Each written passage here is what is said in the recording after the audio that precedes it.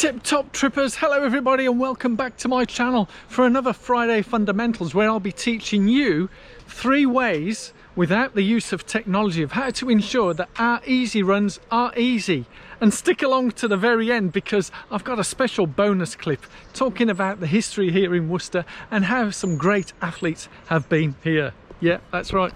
And whilst I'm filming here along the beautiful River Severn in Worcester in England, I'm sure you know a lot of people out there who maybe could do with some help in terms of their easy runs. So please do share this video amongst all that you know, and because there's going to be some tips on here which, whilst you may think, well, that's a bit of common sense, isn't it? It's amazing how uncommon common sense is. And if you are new here, then please do give this video a thumbs up and subscribe if you haven't already done so. And let's go crack on and get away from the birds. For a lot of you, you may have heard this a million times, and it never hurts to keep hearing it, but easy runs need to be easy. Yes, easy. They need to feel easy. And as I said, I'm going to go through 3 ways to ensure that you know your runs are easy without the use of technology. I think too many people are slaves to these. Now, whilst I'm wearing mine now, even for my little walk, because I want to record the time and distance, that's all I'm doing. In terms of the walk, I think a lot of people are slaves to what pace should I do this? Is this my target goal pace, marathon pace? How should my pace be for easy runs? How should my pace be for tempo runs? Too much information as far as I'm concerned. It should be just easy. And there's 3 simple ways which I've learned from some top coaches of how you can ensure that your runs are easy and get to that marathon in tip-top condition. The 3 ways that you can do this, right? There's one that I'll be going through, which is during the actual run. What you need to do during the run to ensure that it's easy. Number 2 will be after the run, you know, immediately after, but also the next few hours after that run. And then the 3rd way of measuring whether your run was easy was about a day, 2 days after that long easy run, and we'll go through that as well. So without further ado, let's get on to the first step of how you can ensure that your easy runs are easy. Step number 1, during the run, to ensure your easy runs are easy, as I'm talking to you, as I'm walking, you need to be able to hold a conversation, a comfortable conversation during your long easy runs, and also the short easy runs, 100% definitely. Now, if you're on your own, talking and conversing may sound a bit odd, but I think you get the message. If you're panting like through your mouth, you're going way too fast, way too fast. If you are panting like that, you need to stop and walk, yeah?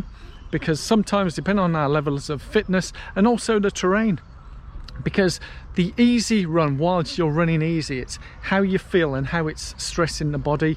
And I won't go through the science and the mechanics of why these runs need to be easy and what it does and the benefits of it. It's just take it from me, there are loads of benefits and you need to do them easy.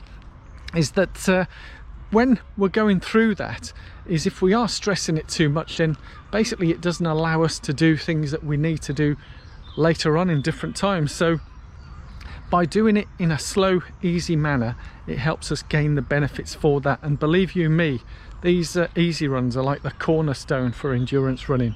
And by getting them right and timing it right, it really does help. But the conversational pace is so important. And I see so many out there where, in fact, just now someone's gone by panting. Now, they may not be doing an easy run, they might be doing a tempo run or threshold, but you know, so I won't be judging on that, yes, because sometimes we can judge too easily. Is that it's the panting is almost the biggest giveaway. You know, if you're panting through your mouth, I always talk about breathing through your nose. This is the ideal opportunity to train breathing through your nose. If you find it difficult breathing through your nose, this is the opportunity with the easy runs to train that. Because whilst I'm walking here, you can't hear me breathing, but I am breathing. Yeah, so it's almost like learning to drive a car. Accelerator, brake, clutch, 3 pedals. When you're a beginner, you're sort of wondering, fumbling around, where are these pedals? Now, as a qualified or experienced driver, you know where they are without thinking. And it's the same with an easy run. You get into a pace and flow and you think, great. Now, a big plus, if you can do this, is if you are running with friends. So if you're running with friends and you can chat as you're going along, then that's it, you're doing your easy run in an easy pace. Make sense? So keep it conversational. Number 2, how do you know if your run was easy in terms of measuring it when you finished the actual run? How do you feel when you've actually finished that long run or that easy run? Do you feel fresh, great, a bit tired, a bit fatigued? That's okay, a bit tired and a bit fatigued. But if you feel battered and worn out and tired and you think, oh man, I can't be doing this again, that's a sure indicator you've been running too fast. Yeah, way too fast and not taking it easy. And sometimes with weather like this is the perfect time to slow down our runs and take it super easy, because for me, the easy runs, it's all about effort, not pace. Because when you're running on different terrain, whether it be hills, trails, flat ones, and also how you feel, you know, you might not be feeling 100%, you may have a little bug that you're carrying, so the heart rate will be higher. So you're going to have to run even slower again and keep it comfortable. But how you feel at the end of that run, yes, there's going to be a bit of tiredness and fatigue, but not, I say, my word is if you're feeling battered and absolutely destroyed. If you finish feeling great, fresh, happy, that's not an indicator to go out faster next time round. That's how you should feel. Yeah, I see so many and tempted. I've seen it as well, where people get tempted to go quicker thinking, well, that was easy. It is meant to be easy. That's the whole point. Take it easy, feel good at the end and recover.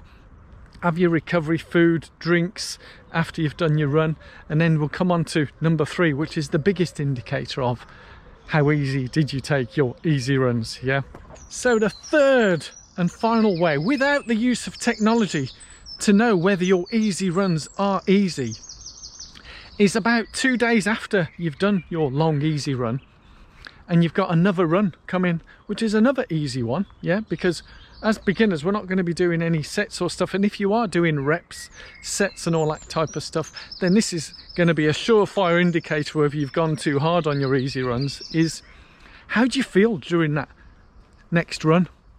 Yeah, do you feel absolutely fatigued, tired, aching all over, can barely move? Yeah, well, you've gone too fast on your easy runs. Again, I'm stating the obvious, but there's so much that we see on the socials or wherever, and on Strava, where people are often comparing and think, wow, he ran at that pace for his long easy run, so I'm going to run around that pace because I want to compete with him. That's great, but that's totally wrong. You don't know what training plan they're following, and for a lot of people, they do all sorts of weird and wonderful stuff and often get injured. And even here on the YouTubes, you'll see some channels where there's people doing all sorts of stuff, and which sounds fantastic and brilliant, but they keep getting injured or getting niggles and stuff. Now, whilst I'm out of running at the moment through my operation, not injury, I'm taking it easy, but still keeping things moving. So how do you feel on that second run after the long run, which is often 2 days after? So, or is it minimum, maximum 2 days after? But how do you feel during that? And if you feel good, then you've kept it at a good pace. Now you're probably wondering, with all these 3, what can I do if I find I'm getting it wrong? So yeah, because I've got to give you the help of how to improve. If you're finding any of those 3 not working, or all 3, this is the one thing that you can do to help improve and to ensure your easy runs are easy. There is that one thing that you can introduce into your easy runs. If you find in any of those 3 that during the run the conversation isn't happening, and if after the run you find yourself that you're a bit tired, not recovering well, 2 days after your first run is pretty laboured, hard, tough, any of those 3 or all 3, this is the one thing that you can introduce, which is what I'm doing right now. Walking. Yeah, introduce walking into your long easy runs. Even if it is feeling easy, there might be something you need to introduce, to do a short walk. And for some people, especially as we get into our latter years, I've seen some people where their plans for the over 50s, 60s, where you introduce it around 45, 50 minutes or 55-minute mark, depending on how long your long runs are, that you walk for 5 minutes. It's actually part of that plan, and I think there are some plans which are based on, I can't remember, is it Jeffing, where you walk and run, and it is a combination, I think 10 minutes running, a couple of minutes walking, and that's all you do all the way through. So you can do the Jeffing bit, but if you're finding that the runs are easy and you just need to tone it down just a little bit, you know, by introducing a 5-minute walk every 45-50 minutes, then that can help reduce the fatigue, tiredness and all of that. Yeah, that is that one magic pill. It's not about nutrition, water and all that type of stuff. Yeah, you're taking it on, you need to take on your nutritions and hydration that's needed, but not overdoing it, not increasing it. I had some people giving me tips and hints saying that I should be drinking more or taking on more gels because I was tiring far too much. No, I was just going too fast. That's all it was. Yeah, so I learnt my lesson. So speaking of lessons, I hope you've learnt some great lessons today. Those are my 3 tips without the use of technology of how to ensure your easy runs are easy. Whatever the distance, I mentioned about the long runs need to be easy, and easy runs need to be easy, whatever the time is, yeah, that we do. It's all about time on feet, not pace, not distances, time on feet and taking it easy. We should be enjoying it, and I see so many of you leaving some wonderful comments below, and leave your comments below where you're going on your long run and saying it felt good. That's how it should feel. It should feel good. You shouldn't feel battered, you shouldn't feel bruised, you shouldn't feel in pain. No pain, no gain. Oh man, that really gets me when these people say, oh, I really need to dig deep and do all that, and I've got to, you know, it's I don't understand why some people need to put themselves in pain whilst doing a long, easy run. Don't get it. Don't get it. Do you get it? I don't. But anyway, I hope those lessons have helped you. And as I said at the beginning, if there is anyone out there that you do know that needs some help with their easy runs and making it more easy, then please do share this video with all and sundry that you do know. And thank you so much for watching. I really do appreciate the time that you take to watch these videos each and every week and time. Friday fundamentals, yeah, we got the Saturday smiles, and I'll be keeping up with, once I'm recovering from, you might see I'm sort of limping a bit or whatever, because I've had a little bit extra after the operation, but I'll probably tell you more about that at another time, because I just need to focus on my recovery and get out there and get back running from you know, it's quite a lot my body's been through in terms of the operation and surgery. So I really love your support and feedback. It really does make me glow and feel good knowing that I'm having a positive contribution with you all. And as we all say, onwards and upwards. Love you all. Peace out. Bye bye bye.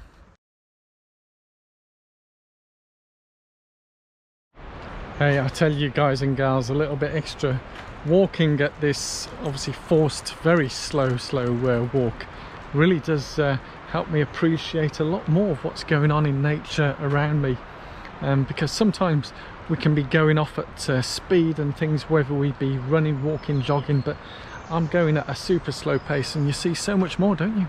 Get to appreciate more of nature. So here's a bit of Worcester history. Ernest Payne and Charles Hastings. Yes, Charles Hastings, British Medical Association. And this man here, Ernest Payne, he won Olympic gold in 1908. And then you've got here the statues of royalists and parliamentarians over there, which is what Worcester's history of the English Civil War, of where it started and finished. So we had the parliamentarians over there, or Cromwell's troops, and the royalists over there for King Charles. So yeah, there's a bit of Worcester history for you. You weren't expecting that, were you? Just so I get all the details right, so Charles Hastings was a medical surgeon who was the founder of the British Medical Association, yeah, and done all sorts of really good stuff. And Ernest Payne, who was the British track cycling racer, and he was a member of the Worcester St John's Cycling Club, where he was known as the Worcester Wonder. And he went on to play football, including 2 games as an amateur for Man United. How about that, eh? Ernest Payne. Fantastic.